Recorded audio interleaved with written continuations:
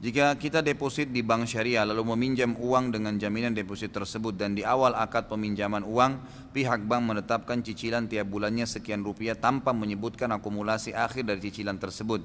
Jika ditelaah hasil akumulasi akhir dari akumulasi tersebut melebihi dari jumlah yang dipinjam, namun peminjam tidak keberatan akan kelebihan tersebut, apakah hal ini dibolehkan? Apakah termasuk riba atau tidak?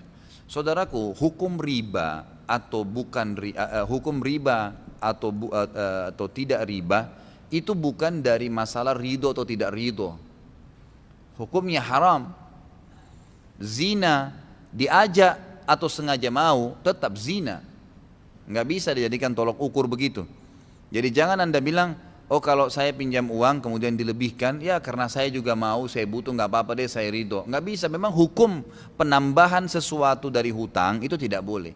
Baik dari pihak orang yang mengembalikan, yang utang, atau orang yang punya piutang. Ya, kalau dari awal sudah disepakati ya. Tapi kalau misal saya pinjam 1 juta, kemudian saya sudah kembalikan uang teman saya itu, dan ternyata dari uang itu memang saya pakai investasi berhasil, saya dapat untung 2 juta rupiah. Saya merasa rasa terima kasih, saya berikan kepada dia 100 ribu. Tapi tidak ada hubungan dengan, tidak ada kesepakatan awal akan berlebihan, akan dilebihkan. Karena utang nggak boleh lebih. Dan teman-teman begini ya, tolong garis bawahi satu poin. Pisahkan di dalam hati kita antara sesuatu yang sifatnya investasi, untuk dunia dapat keuntungan, dengan sesuatu yang sifatnya untuk mendapatkan pahala. Jangan semuanya dihitung harus ada keuntungannya. Akhirnya kita teman minta tolong antarin saya ke sana dong. Ini dapat apa saya di sana nih? Berpikir duniawi, harus ada sesuatu nih. Dapat sesuatu nggak ya? Nanti kalau ke sana dapat duit nggak ya? Dapat apakah? Ini sesuatu. Kalau nggak mau jalan. Nggak boleh. Pisahin di hati kita itu. Kalau investasi bisnis, baru kita hitung-hitungan keuntungan. Tapi ada juga yang sifatnya memang sedekah. Emang nggak ada imbalan tuh, nggak usah berharap imbalan. Meminjamkan uang masuk di dalamnya. Ya, minjamin uang ke orang itu nggak boleh ada imbalan. Emang sudah begitu. Gadai, nggak boleh ada imbalan. Harap pahala dari Allah Subhanahu Wa Taala. Bahkan seorang Muslim harus ini dominan dalam hidupnya dibandingkan dengan tadi yang investasi itu.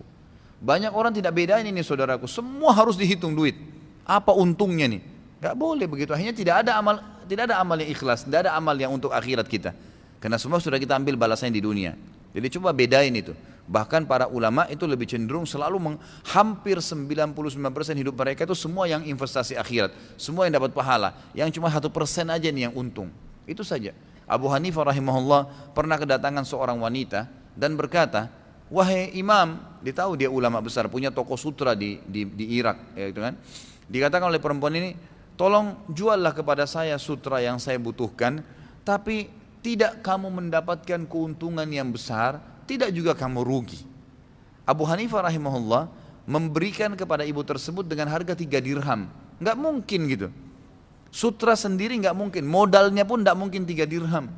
Ibu itu kaget, dia mengatakan, wahai imam, Anda pasti rugi dengan ini.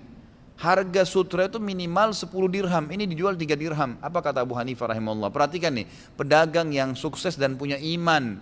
Apa yang dia bilang saudaraku? Dia bilang, bu, sebenarnya saya sudah beli sutra ini 20 biji, 20 piece gitu kan. Dan saya sudah untung dari 19 piece yang sebelumnya. Maka yang 1 piece ini saya berikan kepada Anda untuk melengkapkan saja dari modal saya dan keuntungan yang sudah saya ambil. Saya hitung-hitung ternyata cuma tinggal kurang 3 dirham saja, maka saya berikan kepada Anda. Sampai dagang pun bisa bersedekah, bantu orang. Ini banyak orang subhanallah tidak dagang, tidak apa, tapi semua harus dihitung duit, gitu kan. Semua harus ditolak ukurkan dengan uang. Jadi nggak ada niatnya untuk mendapatkan pahala di akhirat. Jadi saya sarankan termasuk yang tidak boleh ada tambahannya adalah hutang dan juga gadai. Ya. Termasuk juga ikhwas sekalian menjaga amanah-amanah orang adalah tanggung jawab. Banyak orang kontrak rumah, dia tidak menjaga kontrakan itu. Dirusak lampunya, dirusak catnya. Nggak boleh ikhwah.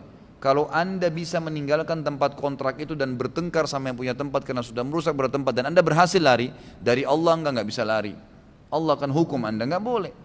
Bagaimana kita terima catnya, bagaimana kita terima pintunya, kamar mandinya, lantainya, begitu kembalikan. Ada orang sewa mobil, rusak mobilnya orang. Oh karena bukan mobil saya, polisi tidur ditabrak saja, lubang-lubang di macam-macam sampai rusak mobilnya orang. Nggak boleh ikhwan. Haram ini, nggak boleh sama sekali. Ya kita harus tidak boleh melakukan satu perbuatan yang kita tidak senangi buat diri kita. Kata Nabi SAW, la yu'minu ahadukum hatta yuhibbu li akhihi ma yuhibbu li nafsi. Tidak akan beriman seseorang sampai dia mencintai untuk saudaranya apa yang dia cintai untuk dirinya sendiri. Nggak boleh. Kan gitu. Kalau kita tidak, coba bayangkan kalau kita pemilik mobil, maukah mobil kita digituin? Kalau kita pemilik rumah, maukah rumah kita digituin? Tentu kita nggak mau. Gitu kan? Jadi harus menjaga. Ingat, Allah Azza wa Jalla maha melihat, maha mengetahui, maha mendengar. Nggak boleh. Kita bisa zalimi seseorang, kita bisa dari seseorang, tapi dari Allah Azza wa Jalla tidak mungkin. Inna Allah la yakhfa alaihi syai'un fil ardi wala fis sama'. Allah itu tidak ada yang tersembunyi bagian di langit dan di bumi. Allah tahu semuanya. Hati-hati saudaraku. Dan pasti sabda Nabi SAW berlaku. Al jaza'u min jinsil amal. Balasan akan datang sesuai dengan kadar perbuatan seseorang. Menipu hari ini, ditipu besok. Gibah hari ini, digibah nanti. Fitnah hari ini, difitnah. Merusak barang orang, dirusak juga barang kita nanti. Jadi jangan heran. Berlakulah sebagai hamba Allah yang mukmin yang tahu semua itu.